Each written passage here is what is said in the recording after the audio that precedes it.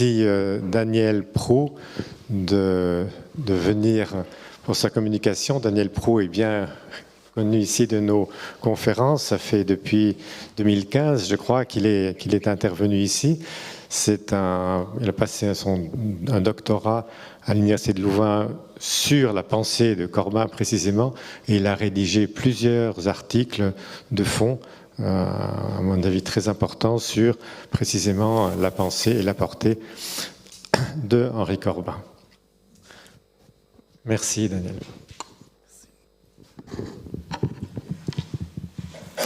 Donc, avant de débuter, je voulais vous faire une petite confidence. J'avoue qu'intervenir aujourd'hui après Christian Jambet et Christian Roy, je dois l'avouer, m'intimidait un peu.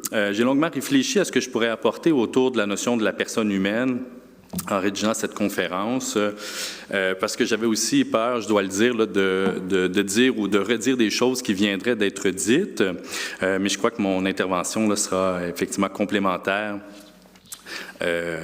aux deux interventions précédentes. Donc, il y a 2 ans, j'ai parlé ici même de la métaphysique de l'amour. J'ai indiqué que l'amour n'était pas une émotion, mais une clé de l'expression métaphysique de la relation entre l'humain et le divin. Lors de cette conférence, j'ai brièvement parlé d'anthropologie philosophique, faisant notamment référence à la première traduction de Corbin d'un texte de Suravardi, un texte intitulé « Pour l'anthropologie philosophique, un traité persan inédit de Suravardi d'Alep ». Mais j'ai aussi, lors de cette conférence, fait une mention rapide de son projet de thèse sur l'anthropologie philosophique. Je rappelais à ce moment comment l'anthropologie philosophique explorée par Corbin dans sa jeunesse lui avait permis de circonscrire les dramatis personae, les personnages dramatiques des épîtres de Suravardi. J'avais également fait un long préambule sur le problème de la détermination et essayé de circonscrire la notion d'apparaître en parlant de l'approche phénoménologico-herméneutique de Corbin. En fait, en relisant cette conférence, j'ai réalisé que j'avais mis la table pour une exploration plus anthropologique de l'œuvre de Corbin. En bref, je vais d'abord mettre en contexte la notion de personne et d'anthropologie philosophique dans et à partir de l'œuvre de Corbin, mais justement plutôt que de partir de la fin du crépuscule de l'œuvre de Corbin à travers la théologie apophatique comme antidote du nihilisme ou du paradoxe du monothéisme, j'ai décidé de plutôt aller vers les racines.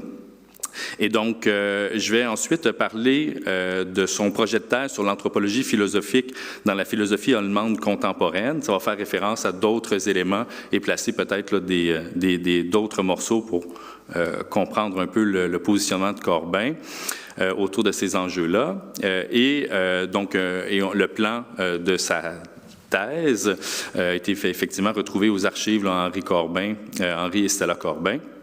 Et finalement, je vais explorer la réutilisation d'Abraham Heschel dans le texte des débuts des années 50, puis plus spécifiquement dans l'imagination créatrice dans le soufisme d'Ibn Arabi. Donc, mise en contexte de l'anthropologie philosophique. Dans cette mise en contexte, je vais explorer l'anthropologie philosophique de Corbin en examinant le fondement métaphysique de la personne humaine. Je vais la mettre en perspective en utilisant Nicolas Berdyaev et en me basant particulièrement sur le texte de 1933, publié justement dans Hic et Nunc, Note sur existence et foi. On verra que Corbin envisage la personne comme une ouverture perpétuelle à une dimension transcendante où l'être humain se rend capable de Dieu, situant en fait l'unité de l'anthropologie philosophique et soutenant une sorte de personnalisme métaphysique. Je vais revenir sur cette expression.